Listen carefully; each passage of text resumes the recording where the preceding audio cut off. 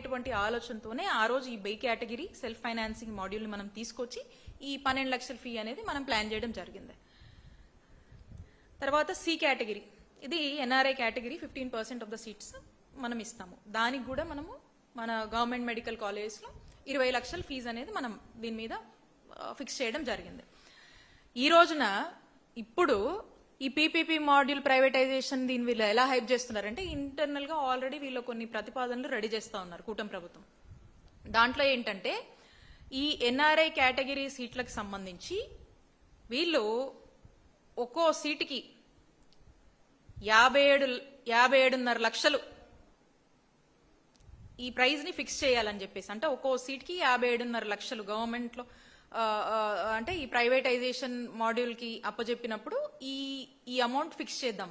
So that ఏంటంటే ఈ వచ్చి ఈ ప్రైవేటైజేషన్ లో భాగంగా మరి ఆప్షన్ లోనో లేకపోతే ఇక వాళ్ళు ఎవరైతే వీళ్ళు కట్టబెట్టాలనుకుంటున్నారో వాళ్లకు యథేచ్ఛగా ఈ డబ్బులంతా కూడా పేద ప్రజల మీద పడుతుంది ఈ భారము.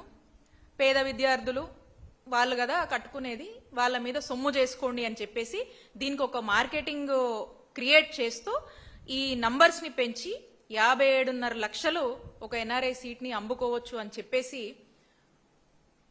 హైప్ చేస్తూ మరి ఈ విధమైనటువంటి ఒక మార్కెటింగ్ చేస్తూ ఉన్నారు. మనం జనరల్ గా మనం చూస్తే ఈవెన్ ఇన్ ప్రైవేట్ కాలేజెస్ మనం చూసినట్టయితే 39,60,000 ఇట్లా ఉంటది మనకి. సో అంటే నియర్లీ మనం 40 లక్షలు ఉంటది ప్రైవేట్ కాలేజ్ లోనే. ఈ ఎన్ఆర్ఐ కేటగిరీ కింద 40 లక్షలు ఒక సీట్ ఉంటే ఈ రోజు ప్రైవేట్ కాలేజ్ కన్నా కూడా ఇంకొక దాదాపు 20 లక్షలకు ఎక్కువే ఈ రోజు ఈ ప్రైవేటైజేషన్ పద్ధతిలో అమ్ముకోమని చెప్పి వీళ్ళు ప్రతిపాదనలు రెడీ చేస్తా ఉన్నారు. అంటే ఒక్కసారి ఆలోచించండి, మనం తీసుకొచ్చినటువంటి 20 లక్షలు ఎన్ఆర్ఐ కేటగిరీలో మనం ఫిక్స్ చేస్తే ఈ రోజు దీన్ని ఇలా ఉండనీయకుండా మళ్ళా ప్రైవేట్ వాళ్ళకి అప్పజెప్పి ప్రైవేటైజేషన్ అనే పేరుతో పేద ప్రజల మీద ఈ భారం మోపుతూ ఇంకో 40 లక్షలు పెంచుతూ ఈ యొక్క ప్రతిపాదన చేసి ఈ భారం మొత్తం డాక్టర్ విద్య అభ్యసించాలనేటువంటి ఆ విద్యార్థుల మీద వాళ్ళ తల్లిదండ్రుల మీద మోపుతున్నారు. అంటే ఒక్కసారి ఆలోచన చేయండి, ఈ రాష్ట్రంలో డాక్టర్ చదవాలనుకున్న వాళ్ళు కానీ డాక్టర్ విద్య అభ్యసించాలనుకునేటువంటి ఏ విద్యార్థికైనా కూడా ఇది ఎంత భారం పడుతుందో. ఈ విధంగా రాష్ట్ర ప్రజల మీద ఈ వ్యాపారం, ఈ సొమ్ము చేసుకోవడం అనేటువంటి ఒక ఆలోచనతో మరి ప్రైవేటైజేషన్ కి అడుగులు ముందు వేస్తున్నటువంటి ఈ ప్రభుత్వాన్ని ఏమనాలి?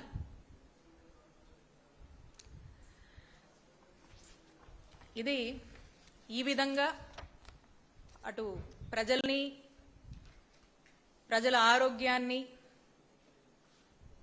గాలికి వదిలేయటము, డాక్టర్ విద్య చదవాలనుకున్నటువంటి విద్యార్థుల్ని వాళ్ళ భవిష్యత్ని వాళ్ళ తలరాతలకే వదిలేయటము. ఇదంతా కాకుండా మళ్ళీ ఇంట్రెస్టింగ్ ఏంటంటే మంత్రి గారు,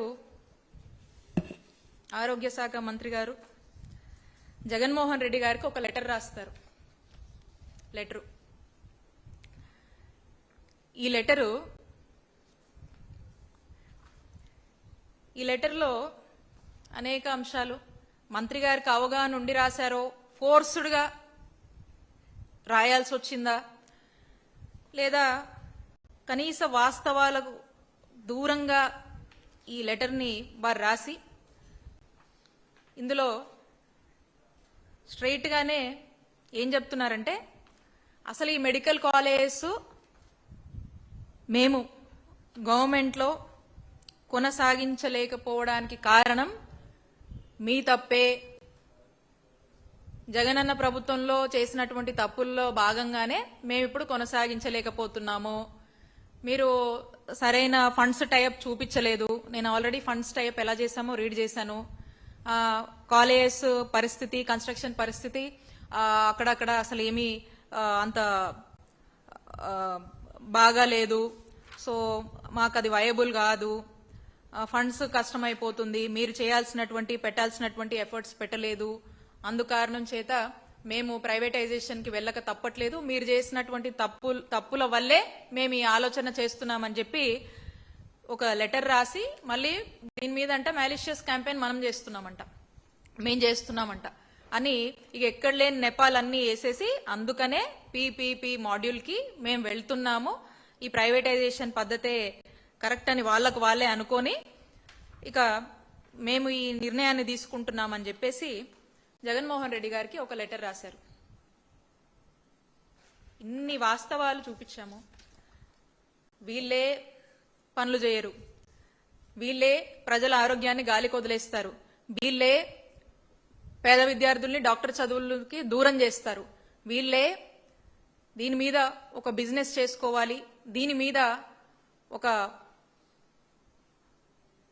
సంపద అనేది దీని మీద సంపాదించాలనేటువంటి ఒక ఆలోచనతో వీళ్ళే ఈ ప్రజారోగ్యానికి సంబంధించినవన్నీ కూడా వీళ్ళే అంబేసుకునేటువంటి ఆలోచనలు వీళ్ళే చేస్తారు.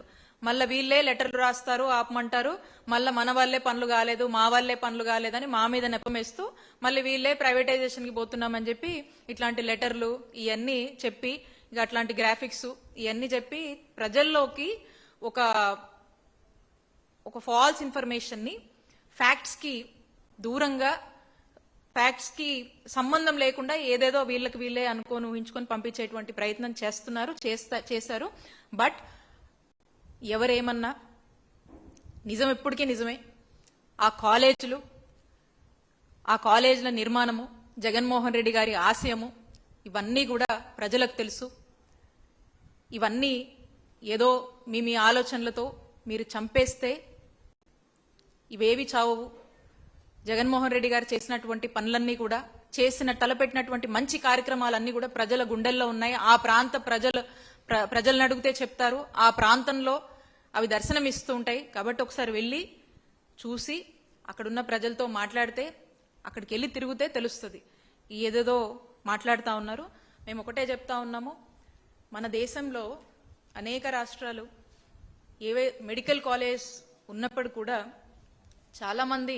కొంతమంది ట్రై చేశారు, ఈ పీపీపీ మాడ్యూల్కి వెళ్దాము, ప్రైవేటైజేషన్ పద్ధతిలో వెళ్దాము అని చెప్పేసి ట్రై చేశారు. కానీ ఎక్కడ కూడా ఇది వర్కౌట్ అవ్వలేదు, ఇది ఫెయిల్ అవుతుంది, ఇది వర్కౌట్ కాదు, ఇది వయబుల్ కాదు అని చెప్పేసి చాలా రాష్ట్రాలు ట్రై చేద్దాం అనుకున్నా కూడా they have backed out. For example మనం చూసినట్టయితే ఉత్తరాఖండ్ కానీ హరిద్వార్ కానీ 2023లో ప్రారంభమైన మెడికల్ కాలేజ్ పీపీపీ పద్ధతిలో మార్చుకోవడానికి వాళ్ళు ప్రయత్నించారు. పెద్ద ఎత్తున కూడా జనం నుంచి ఒక ప్రొటెస్ట్ వచ్చింది, చాలా ఉద్యమాలు జరిగాయి. Then they have backed out. At the same time మనం చూస్తే దేశంలోనే అంతో ప్రజారోగ్యంలో కొద్దిగా బెటర్గా చేస్తున్నటువంటి స్టేట్స్ తమిళనాడు, కేరళ లాంటి రాష్ట్రాలు కూడా కొంచెం వాళ్ళు అహెడ్ ఉన్నప్పటికీ కూడా వాళ్ళు కూడా ప్రయత్నం చేశారు. అంటే పీపీపీ మాడ్యూల్లో ఏమన్నా వర్కౌట్ అవుతుందా ఏంటి, ప్రైవేటైజేషన్కి వెళ్ళొచ్చా అని చెప్పి వాళ్ళు ట్రై చేశారు. దే ఆల్సో బ్యాక్డ్ అవుట్, ఇది వర్కౌట్ అవ్వదు అని చెప్పేసి.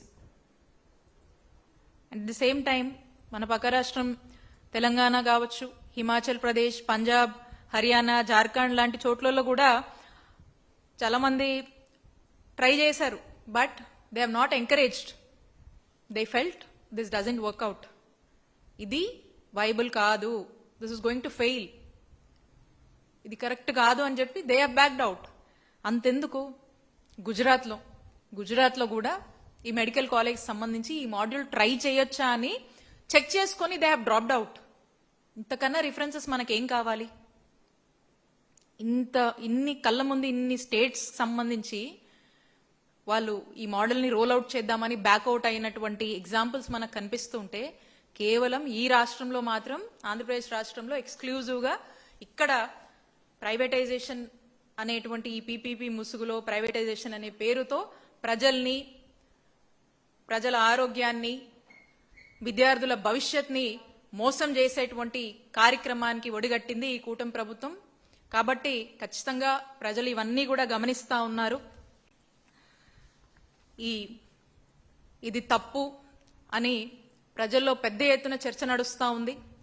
మేము కూడా చెప్తా ఉన్నాము, వైఎస్ఆర్ కాంగ్రెస్ పార్టీ కూడా స్పష్టంగా చెప్తా ఉంది, మా నాయకుడు కూడా చెప్పారు, మీరు చేస్తుంది తప్పు, ప్రజల్ని, ప్రజల ఆరోగ్యాన్ని, వాళ్ళ యొక్క కష్టాల్లో ప్రభుత్వంగా అండగా ఉండి కాపాడేటువంటి బాధ్యత తీసుకోవాల్సినటువంటి ప్లేస్లో మీరుండి ఈ బాధ్యత మీరు తీసుకోకుండా ప్రజలను అలా గాలికి వదిలేస్తా ఉన్నారు. మీరు చేస్తున్నటువంటి ఈ ఆలోచనలు, ఈ విధానాలు తప్పు అని చెప్పి మా నాయకుడు జగన్మోహన్ రెడ్డి గారు స్పష్టంగా చెప్పారు. మళ్ళీ కూడా మేము చెప్తా ఉన్నాము, మీరేదైతే ప్రభుత్వంలో కొనసాగించాల్సినటువంటి ఈ గవర్నమెంట్ మెడికల్ కాలేజ్ ని పీపీపీ ముసుగులో ప్రైవేటైజేషన్ పేరుతో ఒక స్కామ్ కి ఒడిగడుతూ అమ్ముకుంటున్నారో, దీన్ని రేపు రాబోయే మా వైఎస్ఆర్ కాంగ్రెస్ పార్టీ ప్రభుత్వం వచ్చినటువంటి వెంటనే ఇమీడియట్ గా ఈ యొక్క ప్రైవేటైజేషన్ విధానాన్ని మేము రద్దు చేస్తాం. ఇది మా నాయకుడు చెప్పాడు, ఇది మా వైఎస్ఆర్ కాంగ్రెస్ పార్టీ స్టాండ్. ఏదో రేపు గవర్నమెంట్ లోకి వచ్చాక చూద్దాం చేద్దాం అనేది కాదు. ఇప్పుడే మా ప్రపోజల్ చెప్తా ఉన్నాం. ఇప్పుడే క్రిస్టల్ క్లియర్ గా మా ప్రపోజల్ ని చెప్పేస్తా ఉన్నాము. We are very clear about it. దీన్ని ఖచ్చితంగా మేము రద్దు చేస్తాం. అండ్ ప్రజల పక్షాన ఈ గవర్నమెంట్ కాలేజెస్ విషయంలో మీరు తొందరపడి ఏ నిర్ణయం తీసుకున్నా కూడా ఖచ్చితంగా మేము దీనికి అడ్డం పడతాం. ప్రజల పక్షాన, ప్రజల తరఫున, ప్రజల బాధని అర్థం చేసుకున్నటువంటి పార్టీగా ఈరోజు వైఎస్ఆర్ కాంగ్రెస్ పార్టీ ప్రజల పక్షాన నిలబడి ఖచ్చితంగా పెద్ద ఎత్తున, ఎంత పెద్ద ఎత్తునైనా కూడా దీనికి కావాల్సినటువంటి పోరాటం మేము చేస్తాము. We continue to protest. ఈ నిర్ణయాన్ని మీరు వెనక్కి తీసుకునేదాకా ఈ పోరాటం ఆగదు అని చెప్పి స్పష్టం చేస్తా ఉన్నాం.